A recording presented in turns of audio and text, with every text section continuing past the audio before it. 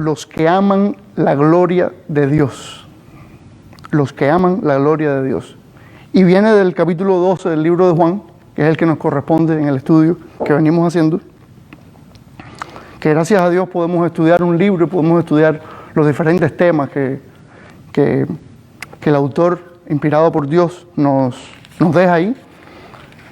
Y podemos beneficiarnos, aplicarlo a nuestras vidas también. No solo estudiar el conocimiento que nos brinda acerca de Dios, sino también aplicar todo en nuestras vidas.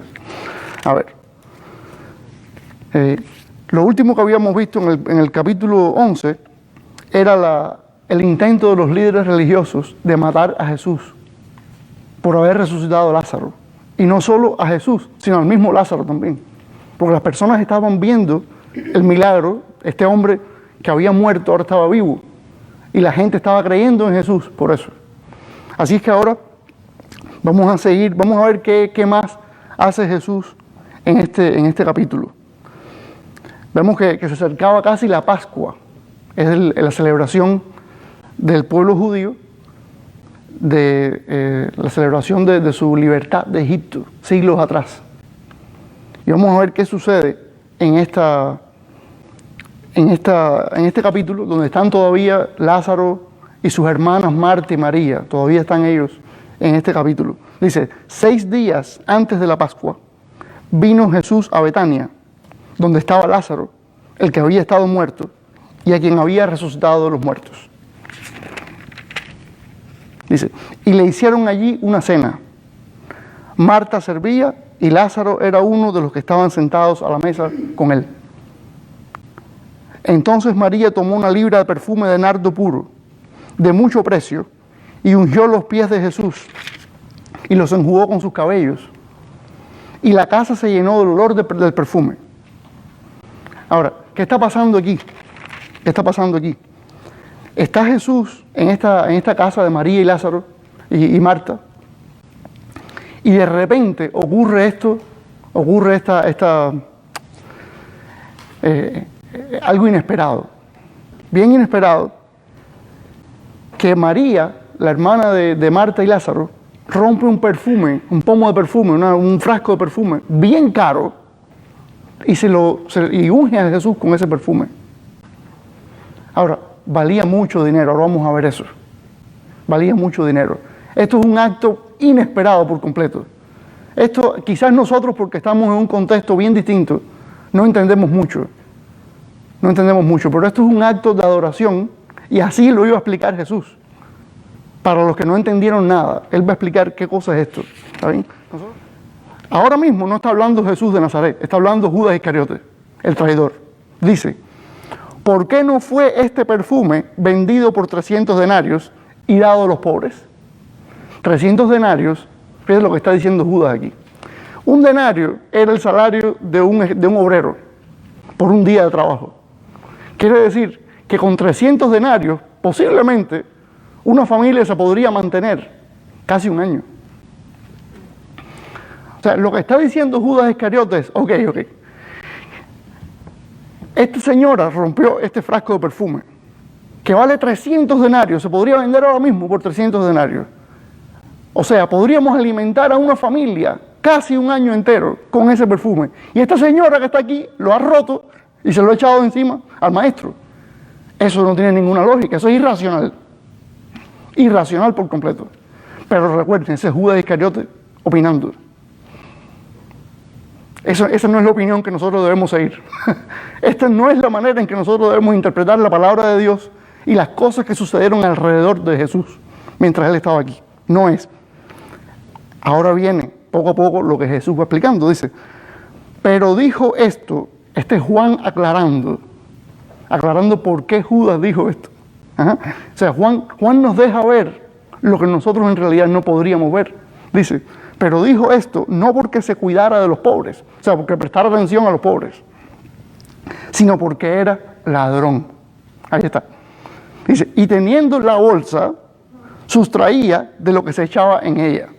O sea, a Jesús y a sus discípulos, para su ministerio itinerante, la gente le daba ofrendas, le daba dinerito, para que ellos se pudieran mantener, pudieran comprar comida, esas cosas. Porque la gente era generosa y la gente veía las enseñanzas, el poder de Dios en Jesús. Y muchos creían que Él era el Mesías, en efecto. Por una razón u otra, muchas personas donaban dinero al ministerio de Jesús y a sus discípulos. ¿Y quién cargaba esa bolsa con el dinero? Nada menos que Judas Iscariote, el que habría de traicionar luego a Jesús. Pero no solo era un traidor en potencia ya, sino que ya era un ladrón. Ya era un ladrón. Ya Juan está diciendo que desde aquel momento ya Judas robaba dinerito. Imagínese robar dinero de donde mismo usted está comiendo. O sea, usted puede ver algo más ruin que eso. Robar de donde usted mismo come. Es verdad, puede que no sea mucho. Y es verdad que nosotros a veces hemos tenido, quizás, sobre todo nosotros que vinimos de otros países, en algún momento pasamos un poco de trabajo y no teníamos todo lo que queríamos, o todo lo que necesitábamos inclusive. Pero estar en casa de alguien que lo está ayudando a uno y agarrar de lo que tiene esa persona, pero si eso es lo mismo que me está brindando a mí, ¿cómo yo voy a robar de donde mismo me alimento yo? Bueno, eso lo hacía Judas Iscariote. Ya ve que el único pecado de Judas Iscariote no fue vender a Jesús. Bueno, ahora Jesús, esto nos lo cuenta Juan, pero Jesús en ese momento no se metió a cuestionar ese tema. Él no se metió a comentar eso. Él se fue por otra parte. Dice, entonces Jesús dijo, déjala. Para el día de mi sepultura ha guardado esto. Porque a los pobres siempre los tendréis con vosotros, mas a mí no siempre me tendréis. Jesús se va por otra vía. Él no quiere meter el dedo en esa llaga, sino que se va por otra vía. Le dice, no, déjala que haga eso, porque esto es una especie de unción hacia mí, porque ya está anunciando Jesús su muerte. Cosa que muchos no entendían. Pero esto se va a explicar más adelante y va a tener más sentido. Ahora, a los pobres siempre los iban a tener ellos ahí. O sea, los pobres, desgraciadamente, siempre hay personas pobres en este mundo. Y el Señor sí manda a que nos ocupemos de ayudar a los pobres. Sí manda. No quiere decir de ninguna manera aquí, Jesús, olvídate de los pobres. No importa, olvídate de los pobres, que lo que importa es este propósito que yo tengo aquí. O sea, eso no es lo que está diciendo Jesús. Lo que está diciendo es, desgraciadamente los pobres van a estar ahí siempre. Pero yo no voy a estar aquí siempre. Él lo que está haciendo no es minimizando la importancia de la pobreza y la necesidad de ocuparnos de los pobres, sino está exaltando o está haciendo énfasis en el hecho de que Él, la luz del mundo, el Mesías, iba a estar por un tiempo entre ellos, pero dentro de poco ya se iba a ir de nuevo a donde Él pertenecía, a la diestra del Padre. Ya no estaría con sus discípulos. Quiere decir que por cierto tiempo había cosas que serían prioridad. Y una de las prioridades era esta, la adoración esa a Él y la muerte de Él. O sea, si María estaba haciendo esto y esto apuntaba a la muerte de Él, esto era una cosa importante. No estoy diciendo que la gente entendió perfectamente en ese momento, pero nosotros ahora sí debemos entender. Y no debemos interpretar esto desde un punto de vista humanista, sino desde un punto de vista divino. ¿Cómo ve Jesús esto? Nosotros también debemos tratar de entenderlo según Jesús lo ve, y no según nosotros nos antojamos de interpretar. ¿Sí? Dice el versículo 9, gran multitud de los judíos supieron entonces que Él estaba allí, y vinieron, no solamente por causa de Jesús, a quien había resucitado de los muertos, sino también para ver a Lázaro, a quien había resucitado de los muertos. Ahí entra de nuevo el tema de Lázaro, la resurrección de Lázaro.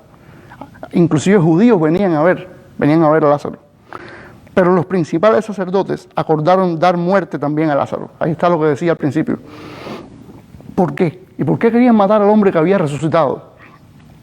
Porque a causa de él, muchos de los judíos se apartaban y creían en Jesús. Ahí está.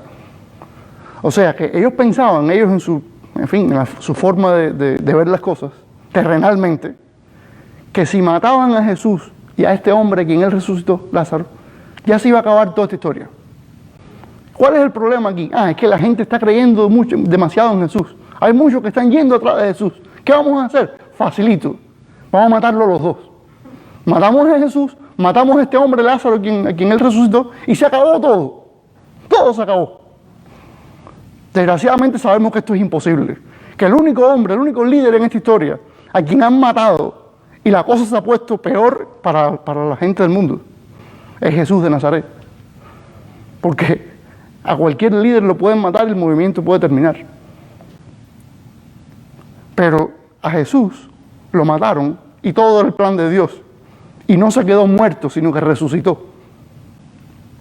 Quiere decir que esa muerte, en realidad, no, lejos de cortar, de acabar con este movimiento espiritual, pues esto fue precisamente lo que desencadenó el movimiento de verdad. Jesús solamente vino a presentar su reino, el reino que el Padre le había encomendado empezar. Pero las cosas se pusieron mucho mejores en el libro de los Hechos, ya cuando Jesús había ascendido. Mucho mejor se puso todo. Así que el hecho de que Jesús haya muerto en ninguna manera detuvo el movimiento espiritual que él empezó. Todo lo contrario.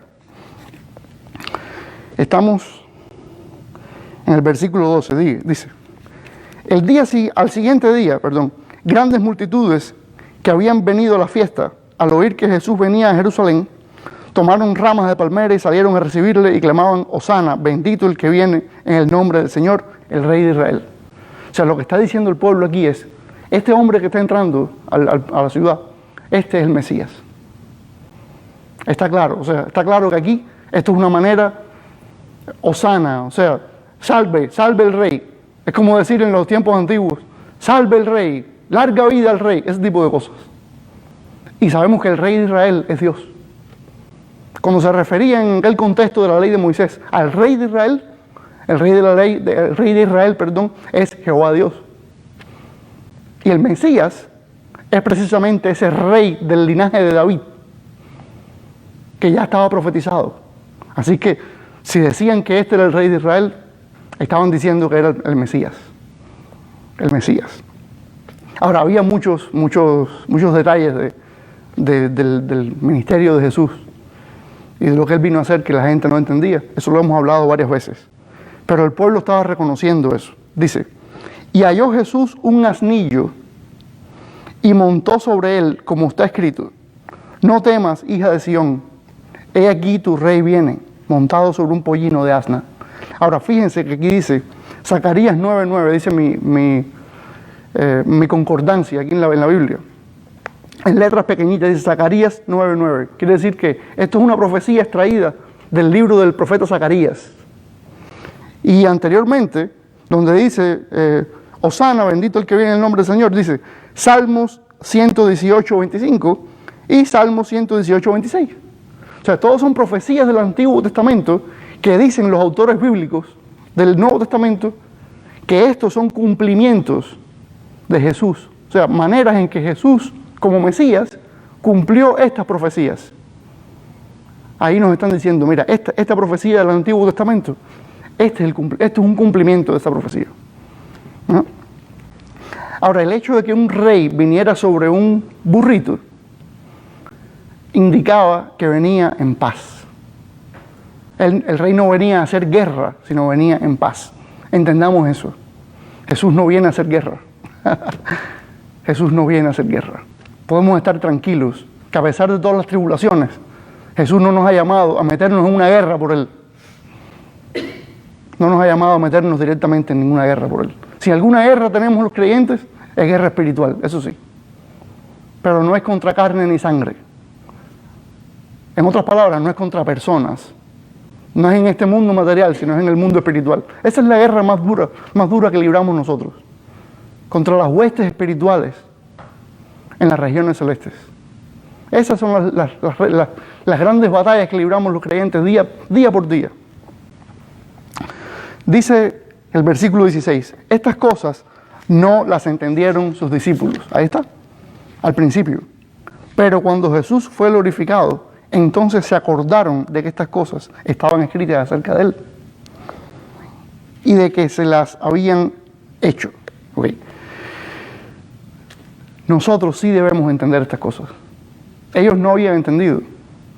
Pero cuando Jesús fue glorificado, sabemos que lo próximo que sucedió fue el derramamiento del Espíritu Santo. Ya cuando recibieron el Espíritu, ellos entendieron muchas cosas. No quizás de un viaje, pero poco a poco iban entendiendo cosas que anteriormente no habían entendido. Ahora nosotros hoy sí tenemos el Espíritu Santo. Sí podemos, nosotros sí podemos entender. Quizás no todas las cosas las entendamos al mismo tiempo, con la misma rapidez así, pero poquito a poco nosotros tenemos que ir creciendo, entendiendo estas cosas. Porque así es como nosotros vamos a poder servirles a otros, explicarles a otros las cosas que ellos no entienden. Dice el versículo 17, y daba testimonio la gente que estaba con él cuando llamó a Lázaro del sepulcro y le resucitó de los muertos. O sea, claro, es que habíamos dicho que la resurrección de Lázaro la vieron muchas personas. Eso no fue en privado, eso no fue delante de Marta y María nada más. No, eran muchas las personas. Dice, por lo cual también había venido la gente a recibirle, porque había oído que él había hecho esta señal. O sea, eso de recibir a Jesús como rey de Israel, lo que lo desencadenó fue la resurrección de Lázaro. Fíjese qué importante fue la resurrección de Lázaro. Jesús hizo muchos milagros, pero esto fue determinante. Esto fue un punto, esto fue el tiro de gracia ya a todo lo que se creía de él. O sea, si la gente no creía que, bueno, es que puede ser, puede que sí, puede que no. Ok, ven para que vea, ven, te presento a Lázaro.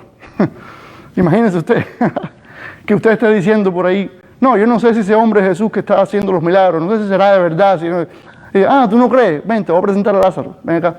Ven, mire, Lázaro, te presento a fulano. Mucho gusto, Lázaro. Dice, oye, tú sabes que este hombre Lázaro que tú acabas de saludar, darle la mano, tú sabes que estuvo muerto, ¿verdad? No, hombre, que va a estar muerto Lázaro. Todos ustedes, díganle a fulano. Sí. No puedo creerlo. Pero bueno, créalo. Esa muerte y resurrección de Lázaro fue un gran problema para los líderes religiosos. Y fue lo que desencadenó esa fe, vamos a decirle por ahora, esa fe del pueblo, en que Jesús era el Mesías. Sabemos que es el mismo pueblo que lo crucificó después. Y eso nos dice que las masas a veces no actúan como se debe actuar. ¿Por qué? Porque no están convencidas de lo que están haciendo. Y es por eso que el creyente debe estar convencido de lo que hace. El creyente debe conocer al Señor, debe saber por qué hace las cosas y no dejarse influenciar porque, no, es que apareció este que dice que es por acá, ese que dice porque si no vamos a ser como esta gente.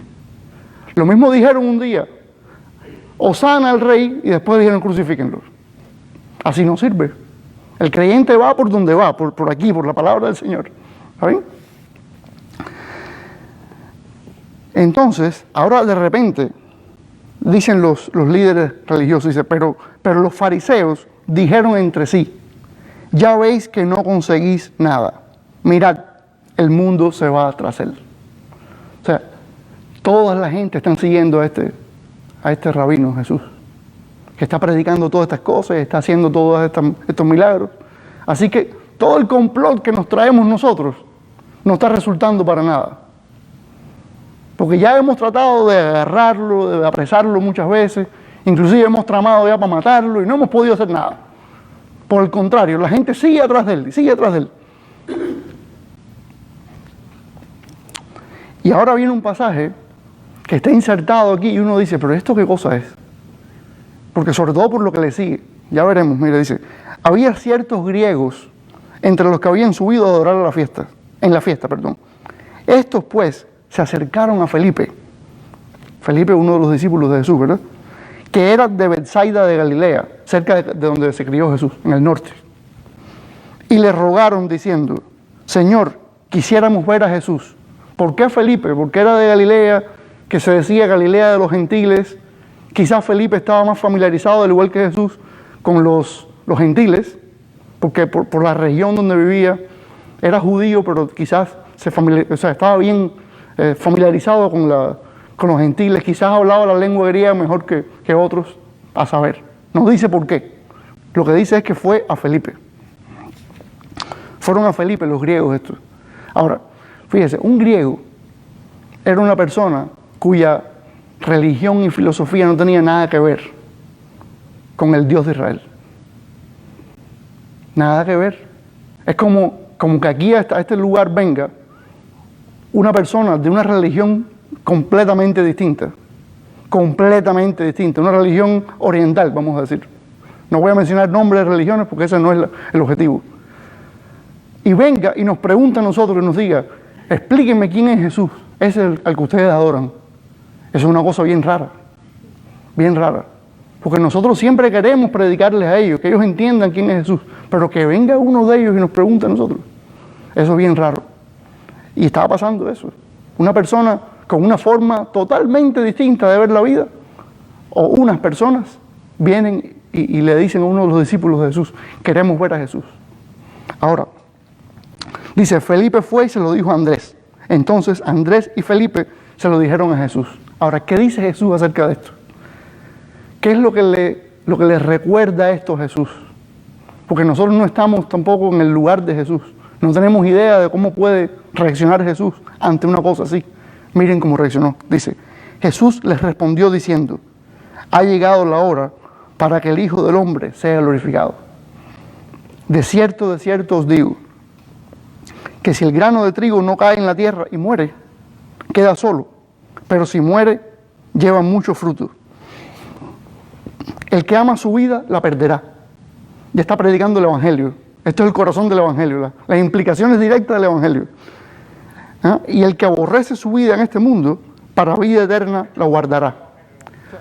O sea, cuando una persona de verdad sigue a Jesús, lo que está diciendo es, mi vida anterior pasó a un segundo plano, ya eso no importa, ahora yo sigo a Jesús.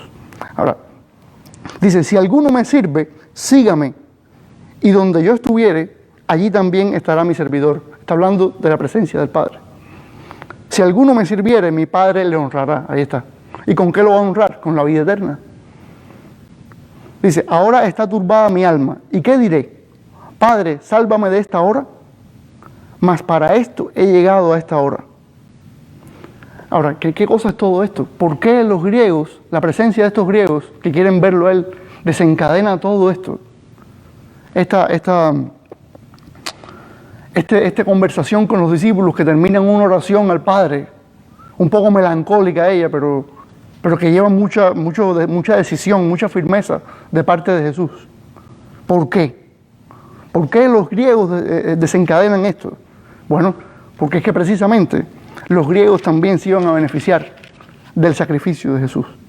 Jesús dice, yo estoy a punto de morir. Y de verdad que es tremendo, yo no me siento bien. Pero ¿sabes qué? El día que eso suceda, inclusive los griegos estos se van a beneficiar.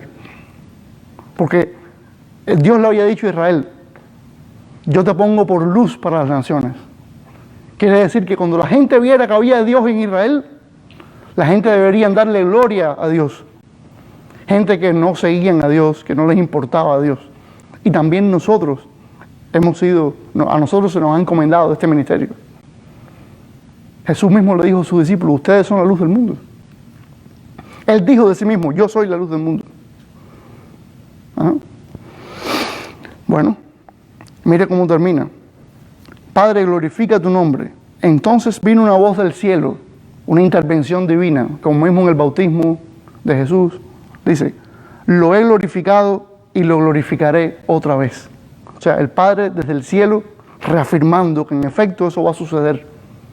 O sea, cualquier aflicción que Jesús tuviera, cualquier incredulidad por parte de la gente, tranquilo, el Padre tiene el control de todo. Eso me recuerda Éxodo 20, cuando Dios le da los 10 mandamientos al pueblo y suena la voz desde el cielo. Y ellos se amedrentan, reaccionan con miedo los israelitas a la voz de Dios. Pero fue una intervención divina. Es lo que pasó aquí también, siglos después.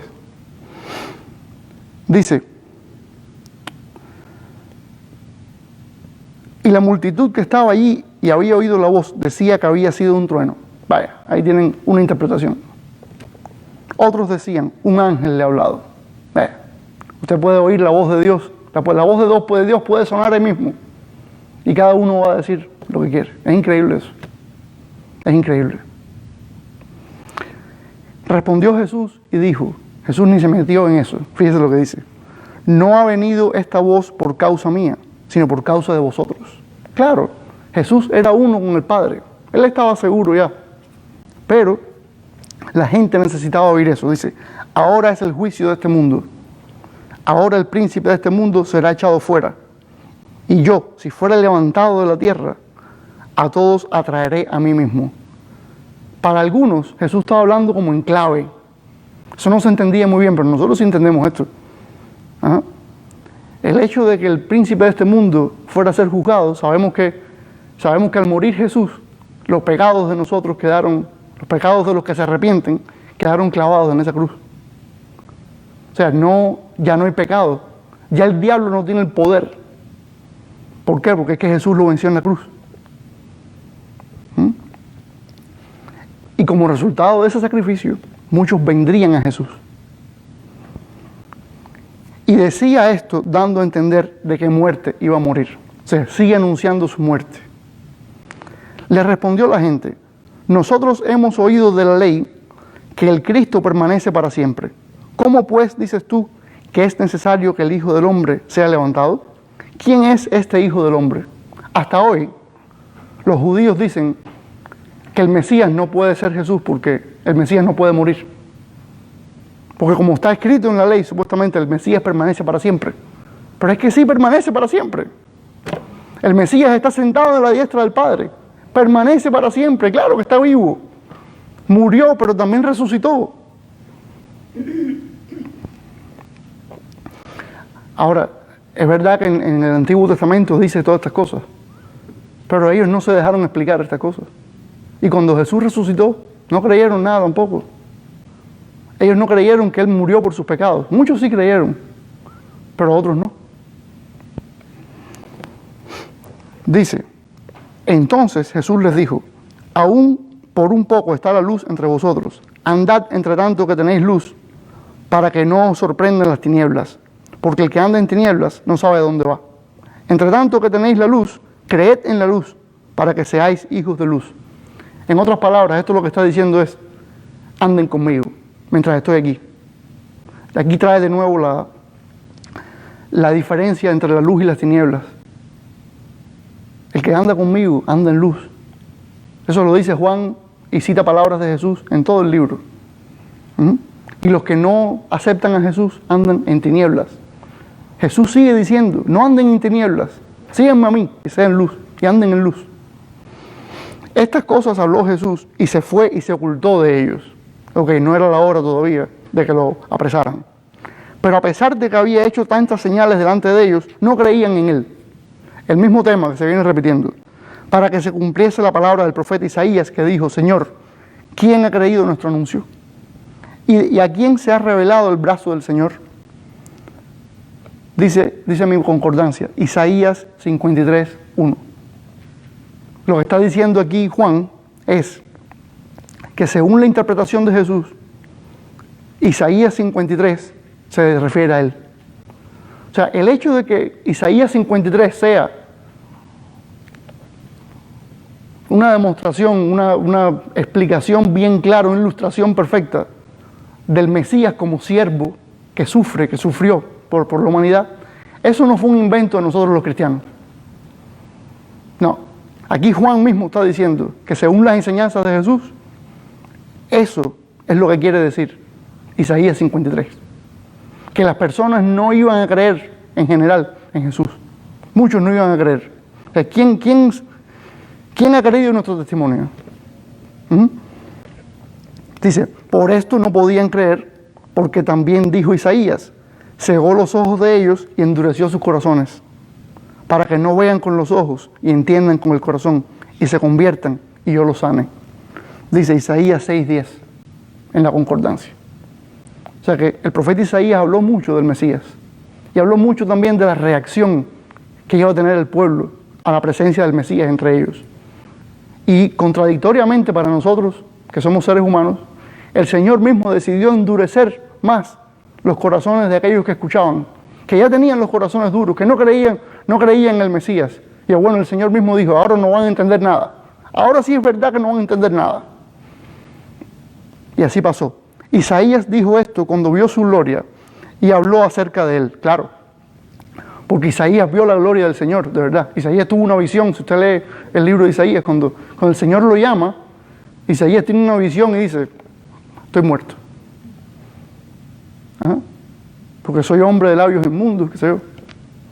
Y ahí el Señor purifica a Isaías, y le da su ministerio, le dice lo que él va a hacer, y todas esas cosas. Con todo eso, aún de los gobernantes, muchos creyeron en él. ¿Se dan cuenta? ¿Se dan cuenta que no fue por gusto? Pero a causa de los fariseos no lo confesaban, para no ser expulsados de la sinagoga. ¿Recuerdan al que fue ciego de nacimiento? A los padres le pasó lo mismo. Le dijeron, no, pregúntale a él quién lo sanó, porque ya él está grandecito. Que le diga a él. Nosotros sabemos que él nació ciego, pero mire, ¿quién lo sanó? Pregúntenle a él.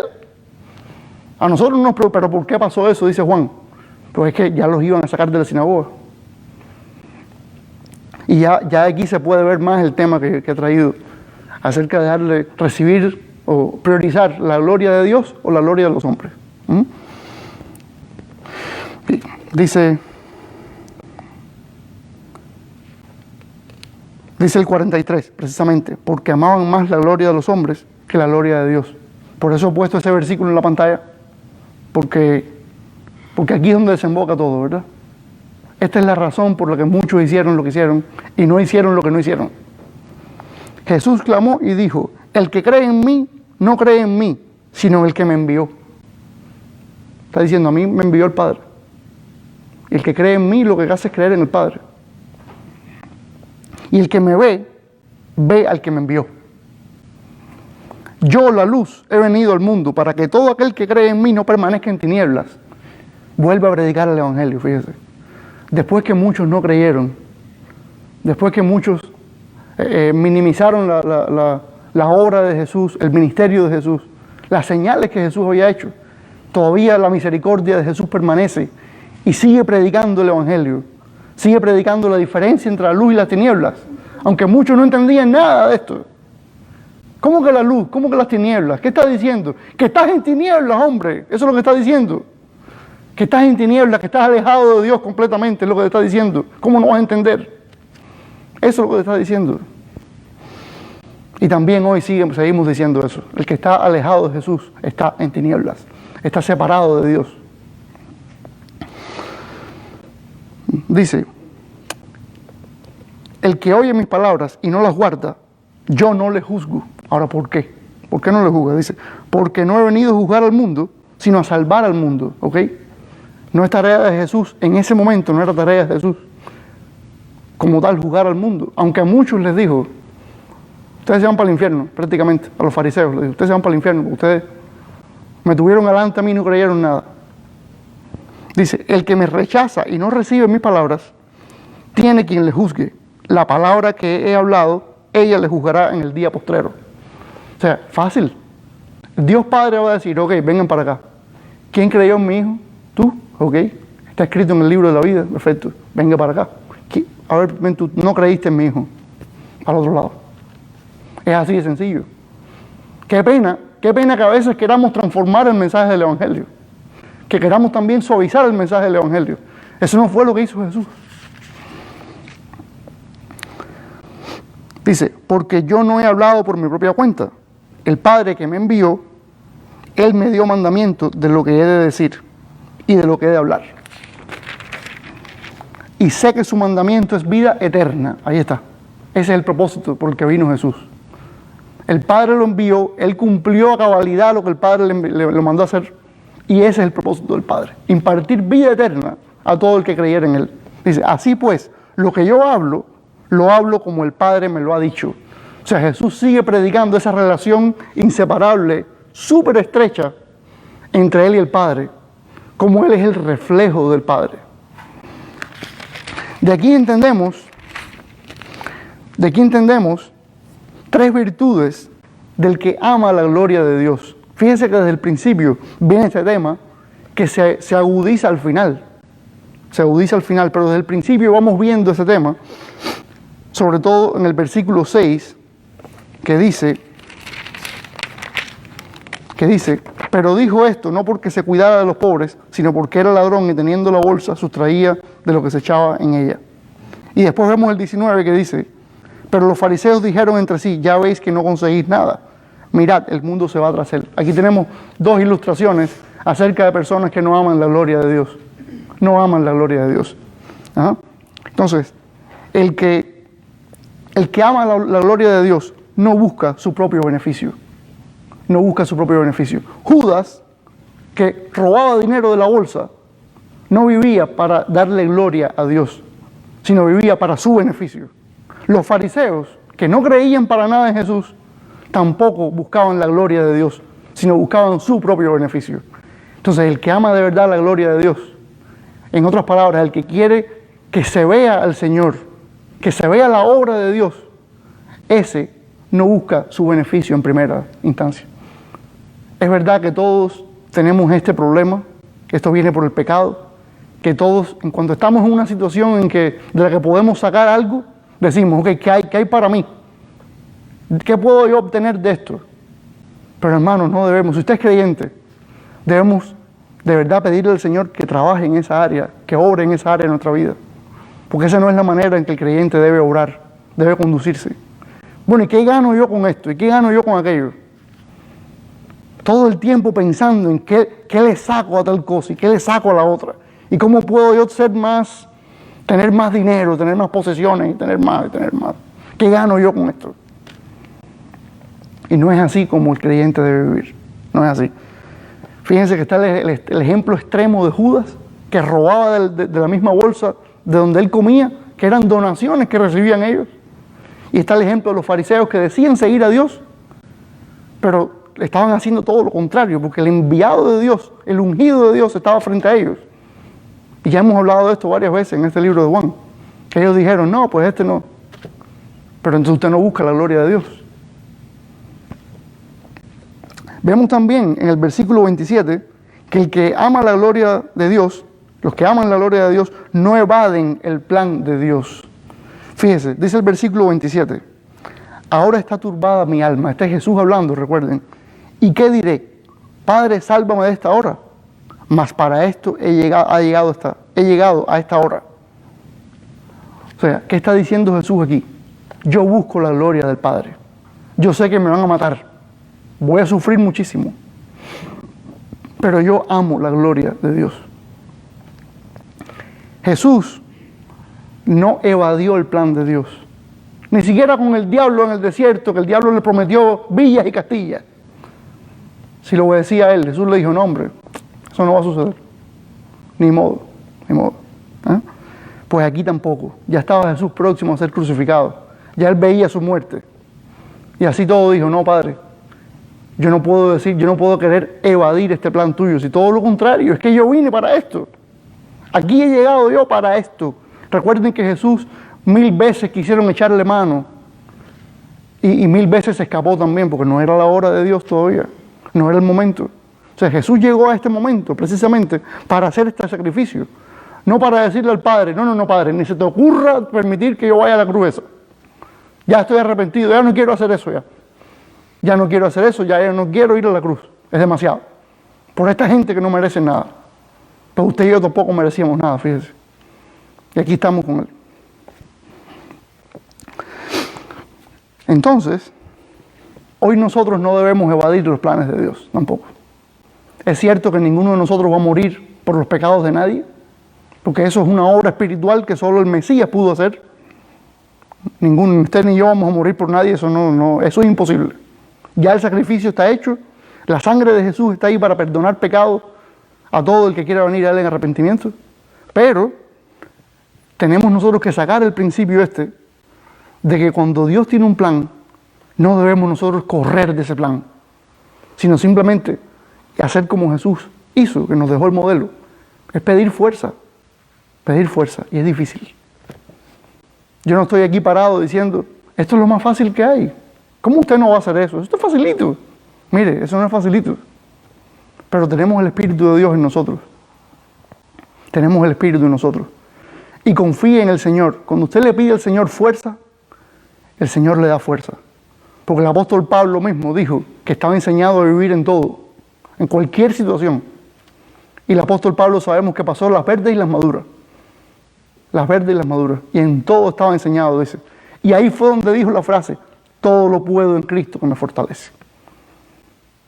Lo mismo puede ser vivir en la pobreza que en la riqueza. Lo mismo puedo vivir cómodo que pasar trabajo. Todo lo puedo en Cristo que me fortalece. O sea, usted y yo le pedimos al Señor y el Señor milagrosamente nos va a dar fuerza. Esa fuerza no está en nosotros. Él es la vid, nosotros somos los pámpanos. O sea, Él es la fuente de todas esas cosas. Y mientras nosotros estemos en Él, nosotros vamos a recibir esa fuerza. A veces va a parecer que no tenemos esa fuerza. Y ya yo puedo, en mi corta vida cristiana, decirle que a veces ha parecido que no tengo la fuerza esa. Pero ha estado ahí, porque míreme aquí todavía, no me he alejado todavía del Evangelio. Así que el Señor ha sido fiel. Ahora, también vemos que los que aman la gloria de Dios no aman la gloria de los hombres. Y es este versículo que está en la pantalla, el versículo 43. ¿Qué sucedió aquí? Dice que los gobernantes que creían, dice el versículo 42, que los que creían en Él, de los gobernantes, no decían nada. No daban testimonio público de la fe que habían procesado, que habían profesado, del cambio que había hecho el Señor en el corazón de ellos. No daban testimonio de eso. ¿Por qué? Porque temían ser expulsados de la sinagoga. O sea, el contexto religioso en el que ellos se movían y el puesto que ellos tenían, todo eso lo iban a perder cuando dijeran, yo creo en Jesús. Ahora, ¿cómo dice el Señor que se llama eso? Amar más la gloria de los hombres que la gloria de Dios.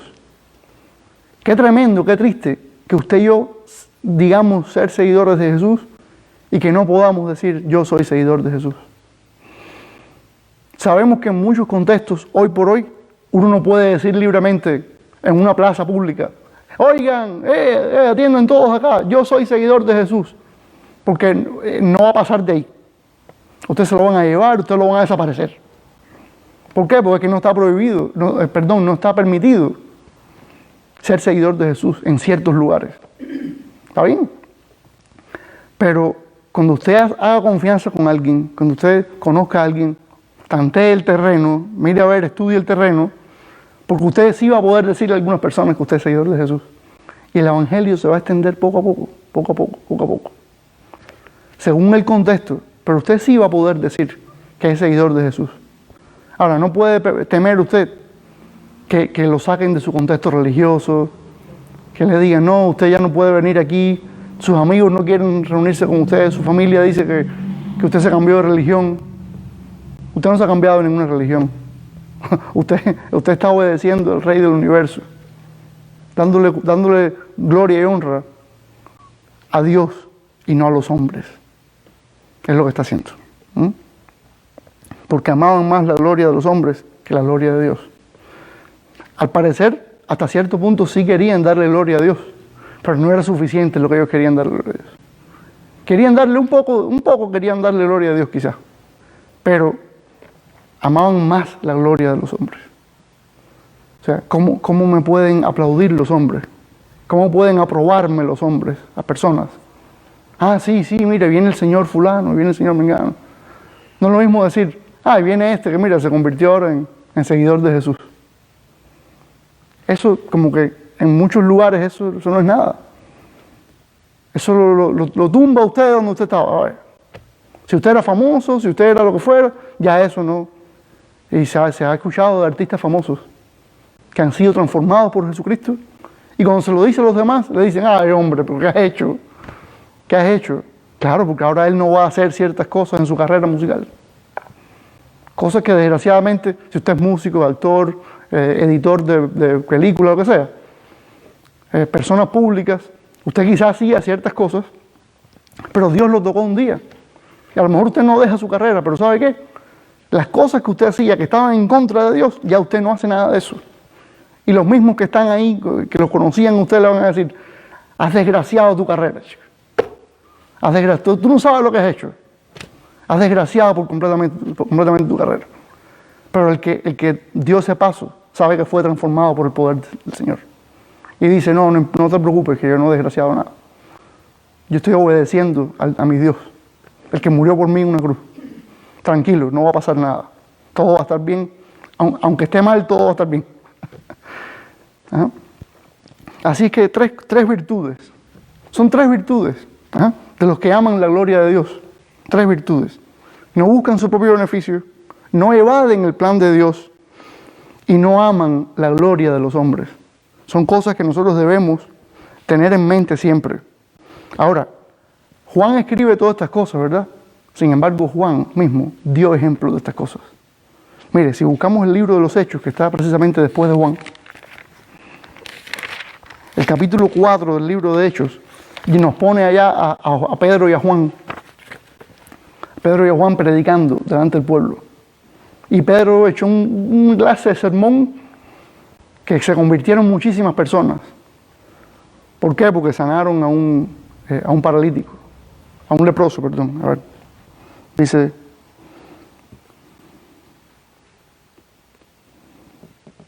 eso fue en el capítulo 3, ¿está bien?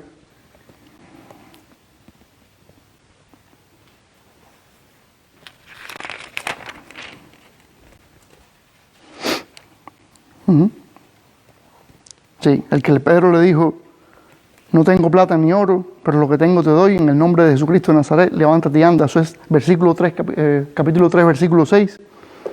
Y dice que el hombre era cojo de nacimiento, dice en el versículo 2 del capítulo 3.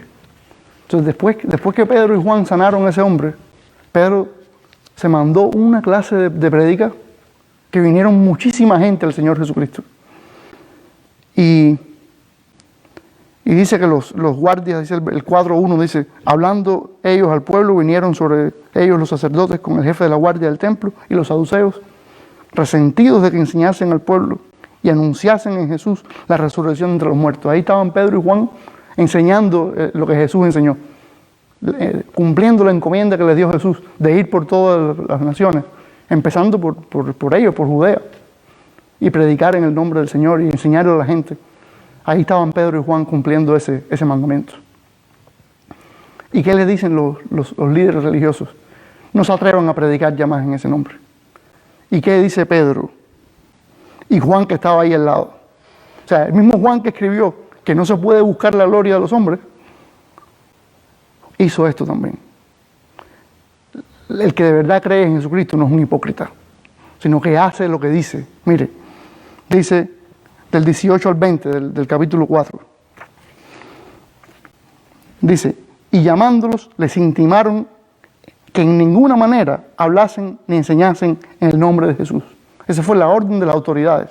Dice, más Pedro y Juan respondieron diciéndoles, juzgad si es justo delante de Dios obedecer a vosotros antes que a Dios. En otras palabras, decir, mira, nosotros vamos a ir predicando.